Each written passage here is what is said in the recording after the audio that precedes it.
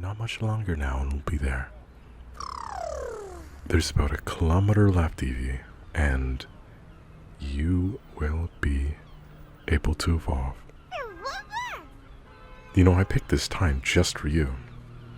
It's dusk, so you will become an Umbreon by the time I reach 10 kilometers. And to be quite honest with you, I'm about ready to drop into my bed.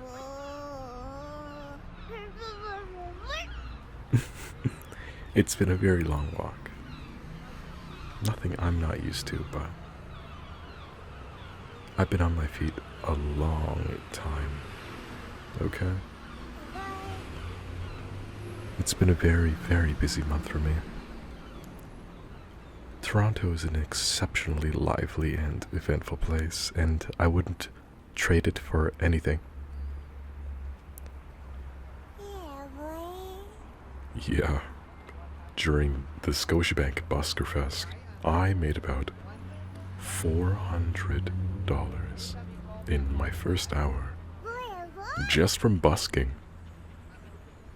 Being a street performer, it's not exactly a career for everybody. It's certainly not one with a guaranteed stable income. It's purely dependent on how you sell yourself performatively. Indeed, you truly have to exude a level of confidence and be certain that what you're doing is going to entertain people. You have to have the timing right, you have to have a good understanding of what people can relate with. You have to surprise them. You have to discombobulate them. And most of all, you have to put your passion and love into your craft. That is the ultimate recipe for success. Because people can sense that.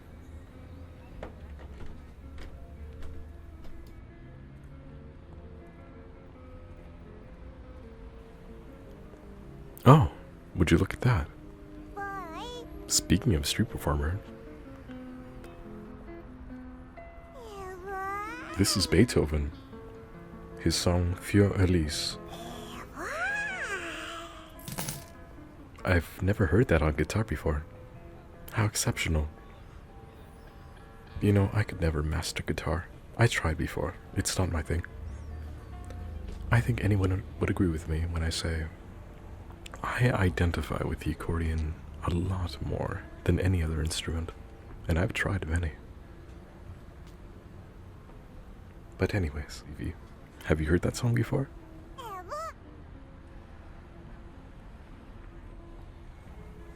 always loved Beethoven. Truly inspirational. It was composed in 1867. Now, even though that was quite some time ago, something is very, very haunting and timeless about his music. And no matter what date it is, it's always relevant. That's what I love about classical music. Everything is real and analog, not a reproduction or a synthesis.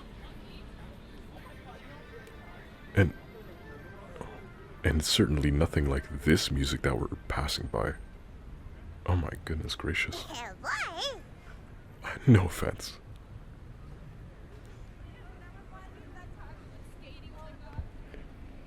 So, do you have a favorite instrument? Do you prefer woodwinds, woodwinds, woodwinds, woodwinds, woodwinds, woodwinds, woodwinds, or do you just prefer strings? Perhaps some brass, brass, brass, brass, brass, brass, brass, or percussion, percussion, percussion, percussion, percussion.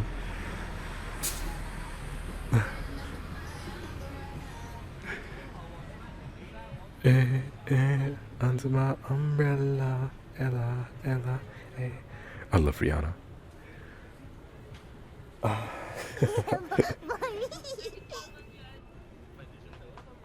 Or how about keyboards? And no, I'm not talking about the office equipment. Keyboards, keyboards, keyboards, keyboards, keyboards. That strike hammers and strings, or release air from valves that is stored in the bellows. That's an interesting paradox. Is an accordion considered a keyboard instrument? Because the sound passes through reeds. And yet, the controls are completely analogous to what you'd find on a harpsichord or a piano or an organ. And the answer is, well, yes. A pipe organ and an accordion are both aerophones. They fall under the same classification.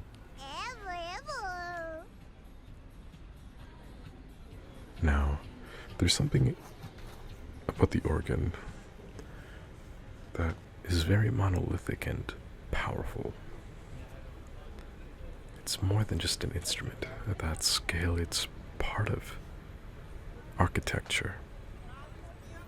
Have you ever seen an organ? And I'm not talking about the tiny ones. No. A proper pipe organ found in, say, a cathedral or a castle. You know, upon DuPont in Toronto, there is a castle with a fairly sizable organ. It's out of commission at the moment, but I would love for it to be officially restored. Something like that just can't be left to decay and collect dust, in my opinion. Wouldn't you agree with me? It just seems like a colossal waste. Alright, let's quickly cross the street.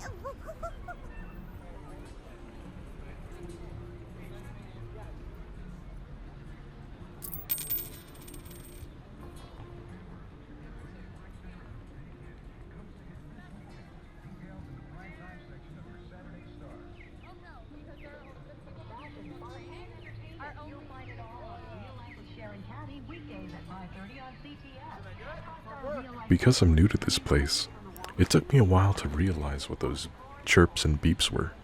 I thought they were birds at first, but no, they're actually signals to alert the blind when to cross the street. I thought that was a really interesting implementation of infrastructure. The people here really care about accessibility.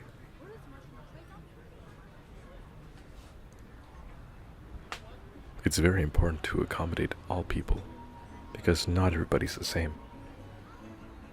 But that doesn't mean we have to be treated with less dignity. Our goal as responsible people with compassion and empathy should be to help those we know to be as disabled or disadvantaged in any way, provide them the resources and be a friend in any capacity, because what do you have to lose?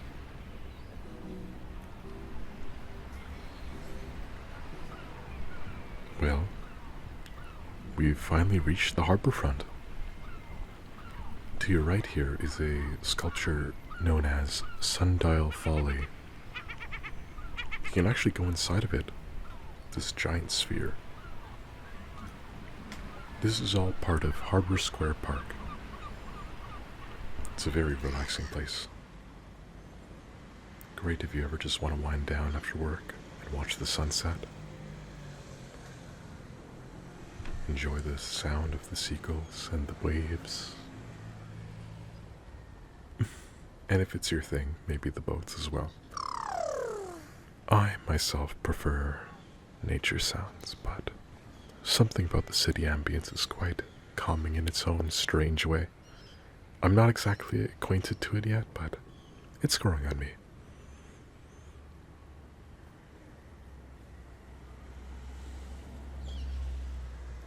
Hold on.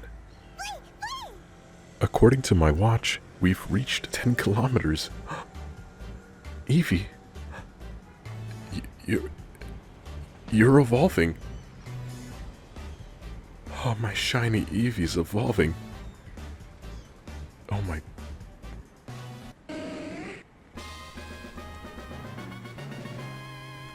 Oh my goodness, you're so majestic as an Umbreon.